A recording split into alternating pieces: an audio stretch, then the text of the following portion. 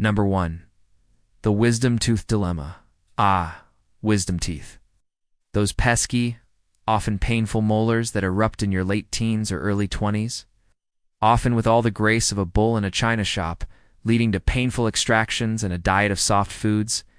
Why do we even have them if they cause so much trouble? Because, historically, they were absolutely essential.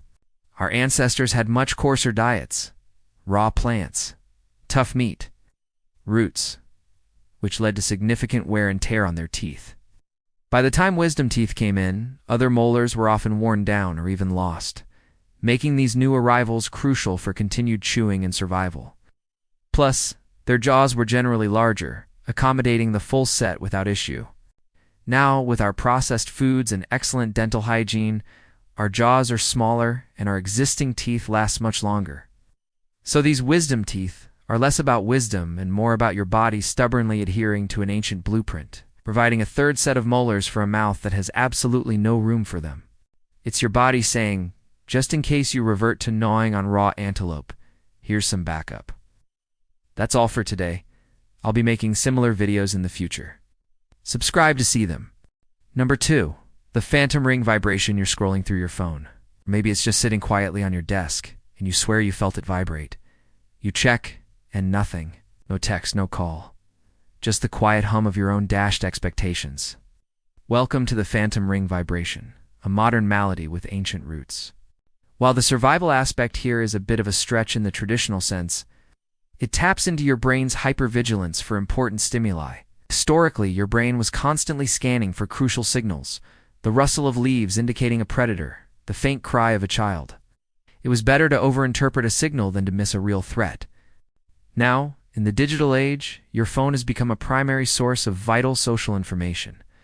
Your brain, eager to not miss out on a potential connection, has elevated phantom vibrations to the status of a legitimate threat, or at least a legitimate opportunity. It's your brain's equivalent of an overly enthusiastic security guard, constantly checking for intruders even when the only thing knocking is your own anticipation.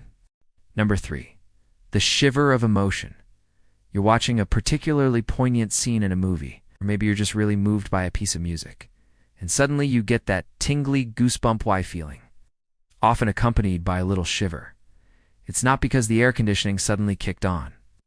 This emotional shiver is a fascinating, somewhat baffling response. While shivering is primarily a mechanism to generate heat when you're cold, this emotional variant is a vestige of our body's ancient, undifferentiated stress response. Back in the day, any strong emotion, fear, excitement, awe, could trigger a general physiological alert, including the preparing for action muscle contractions that lead to shivering. It's like your body's internal alarm bell, ringing wildly because it couldn't quite distinguish between being deeply touched by a cello solo and being face-to-face with a charging wildebeest. Your brain is essentially saying, something big is happening. Initiate all systems, including the look like I'm freezing by time not protocol. Number 4. The pupil dilation of attraction. You're chatting with someone, and maybe you find them particularly engaging or attractive. Without you even realizing it, your pupils might dilate, getting noticeably larger. Is your brain trying to give you better night vision for a late-night chase scene? Nope. This subtle, yet powerful physiological response is thought to be an ancient signal of interest and arousal. Larger pupils can make you appear more open, more inviting, and even more attractive to others. In a world before Tinder and eloquent pickup lines, this involuntary widening of the eyes was a primal, nonverbal cue that said, "Hey, I like what I see, and I'm not planning on running away yet." So while today it might just mean you find someone's story about their dog mildly entertaining, your brain is still playing matchmaker with your irises, using a courtship ritual as old as humanity itself. Number 5. The Moro reflex. Drop a baby unexpectedly, or even just make a sudden loud noise near them. They'll throw their arms out, arch their back, and then pull their limbs back in. This dramatic performance is the Moro reflex, also known as the startle reflex. It's another prime example of your brain operating on ancient firmware. For our distant ancestors, this reflex was probably a lifesaver. It's designed to help an infant cling to its mother if she was startled, or if they felt like they were falling. It was essentially a built-in safety harness. Nowadays, while still a good indicator of neurological development in infants, its practical use has diminished significantly. Unless you're planning on carrying your baby exclusively via precarious tree branches, this involuntary, full-body flail is mostly just a showstopper at family gatherings, a testament to how your brain is still prepping for a life of unexpected aerial acrobatics. Number 6. The yawn contagion. You see someone yawn and within seconds your own jaw is dropping. It's a powerful involuntary urge taking over. What is this sorcery? It's not just a sign that you need more sleep. It's a bizarre social reflex that's been perplexing scientists for ages. The prevailing theory, which is still kind of a shrug emoji in scientific circles, is that contagious yawning is a form of social bonding or empathy. Back in our tribal days, a collective yawn might have been a way to synchronize group behavior, perhaps signaling a time for rest or a subtle way to regulate body temperature collectively. Now, in the age of endless scrolling, your brain still interprets a yawn on screen as a personal invitation to join the somnolent party. It's like your brain is constantly trying to high-five everyone in the room with a deep, gassy inhale, even when all you're doing is watching a video of a cat. Number 7. The palmar grasp reflex. Hand a baby your finger, and what do? They clench onto it with the grip strength of a tiny, determined vice. This isn't just adorable. It's a relic from our primate past. Imagine a baby monkey, clinging to its mother's fur as she swings through the trees. A strong involuntary grasp was literally a matter of life and death. Without it, well, let's just say natural selection would have had a field day. For human babies, this reflex typically fades after a few months, but for those initial weeks, it's going full force. Your brain, in its infinite wisdom, is equipping your newborn with the ability to hang on for dear life, even if the biggest peril they face is being put down for a nap. It's a beautifully useless skill for a modern human infant, unless they're planning a daring escape from their crib using only your pinky finger. Number 8. The fear of loud noises. You're walking down the street, minding your own business, when suddenly a car backfires or a balloon pops right next to you. What happens? You jump, you flinch. Your heart rate skyrockets like a rocket powered by pure adrenaline. This isn't a sign you're particularly jumpy. It's your brain's ancient "uh-oh, something just exploded" alarm system. In a world without sound-dampening headphones or predictable urban noise, a sudden loud sound often meant one thing: danger, a falling rock, a predator's roar, a tree crashing down, all things that required an immediate and voluntary defensive response. So now, even when it's just the ice machine in your fridge deciding to violently eject a cube, your primordial brain is convinced you're about to be flattened by a woolly mammoth. It's an overreaction of epic proportions, tailor-made for a world that no longer exists, leaving you to spill your coffee and look mildly foolish. Number 9. The vestigial wiggle. Ever noticed how your ears sometimes try to move? Like they're thinking about it, but then decide against the effort.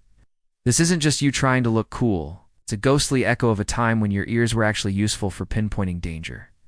Back when our ancestors were dodging predators in the tall grass, swiveling their ears like tiny radar dishes was crucial for survival. A twitch to the left, a subtle rustle. Boom, lion. Now, your external ear muscles are pretty much just there for show, a cute little anatomical quirk. They're like that one friend who always says they're going to help you move, but then just stands there supervising. Your brain still sends the signals, a tiny spark of hope that maybe, just maybe, your ears will suddenly gain super hearing powers and tell you where your lost keys are. Alas, they mostly just offer a fun party trick if you can actually get them to budge. Number 10. The breath-holding reflex. Imagine your belly flopping into a pool, or perhaps, in a more dramatic scenario, narrowly avoiding an actual belly flop. What's the first thing your body does? It slams the emergency brake on your breathing. This isn't just you consciously deciding not to inhale a gallon of chlorinated water. It's an ancient, deeply ingrained reflex. For our aquatic ancestors, this reflex was a lifesaver. It prevented water from flooding the lungs, giving them precious seconds to resurface or, not drown. Now, while it's still pretty handy if you accidentally fall into a well, its daily utility is mostly limited to surviving awkward silences or holding your breath while untangling that particularly stubborn knot in your headphones. Your brain, bless its overprotective heart, is still preparing you for a life at sea. Even if your biggest aquatic adventure is a leisurely bubble bath, Number 11. The hypnic jerk jamboree. You know the drill. You're finally drifting off, blissfully unaware of your impending doom, and then bam. Your leg spasms like you just kicked a ghost, and your eyes snap open, heart pounding, convinced you were falling off a cliff. Congratulations, you've just hosted a hypnic jerk jamboree. Your brain, ever the drama queen, interprets the relaxation of your muscles as you drift to sleep as a sign that you actually plummeting to your demise. So in its infinite wisdom, it sends a jolt of electricity through your limbs to snap you awake. Presumably so you can grab onto something like your duvet. It's like your brain is constantly yelling, "Wake up, we're dying." Even when you're just trying to get some shut-eye.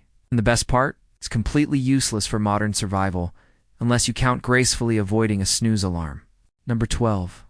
The goosebump protocol. Ever find yourself in a slightly chilly room?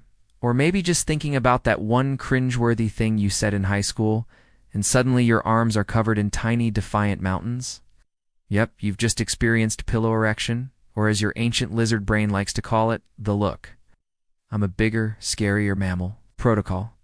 Back in the day when your ancestors were less concerned with Wi-Fi signals and more with avoiding becoming a saber-toothed tiger-esque snack fluffing up your fur, it was a pretty effective way to appear more imposing to predators. It also trapped a layer of warm air because, no down jackets back then.